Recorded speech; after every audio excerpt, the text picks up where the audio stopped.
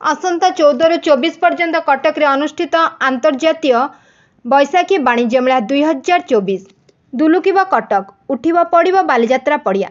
चलित मास 14 तारिख रु कटक बालीजात्रा पड़िया आरंभ होब कटक बैशाखी वाणिज्य मेला। यह 10 दिन व्यापी उपर पड़िया अनुष्ठित होब। 20 वर्ष में पहुंची वाणिज्य मेल में विगत वर्ष भाई अन्य देशर बहु प्रतिष्ठित उद्योगी अंशग्रहण करेंगे।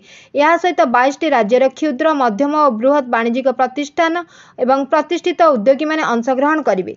चलित वर्ष वाणिज्य मेल में 520 स्टल खोल। Afghanistan, Thailand, Bangladesh, Malaysia, Dubai, Iran और तुर्कीर उद्योगी मान विभिन्न शौकीन और घरकरणा सामग्री बैशाखी वाणिज्य मेल में स्थान पाइब।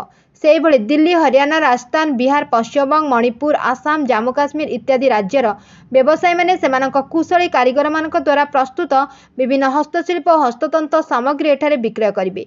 यह सहित ओडिशार विभिन्न जिलार मध्य महिला स्वयं सहायक गोष्ठी और व्यवसायी मैंने अंशग्रहण करेंगे।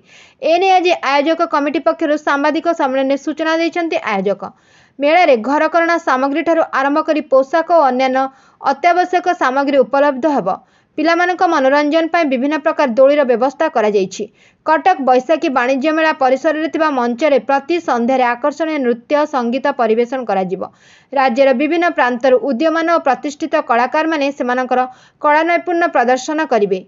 कटक जिला प्रशासन, कमिशनरेट पुलिस, अग्निशम बाहिनी, कटक महानगर निगम, वाटको सहयोग में कटक बैशाखी वाणिज्य मेलार आयोजन करा जाउछि बोली कमिटी पक्षर कहुଯାଇଛି।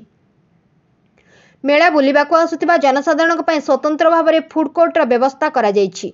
ओडिशार पारंपरिक खाद्य मुढ़ी, मांस, छेना झिल्ली, रसावली ठारू नहीं राजस्थानी खाद्य और समस्त प्रकार फास्ट फूड उपलब्ध हेबो बोली स्पष्ट करिछि आयोजक committee. Bureau report, Ekamra news.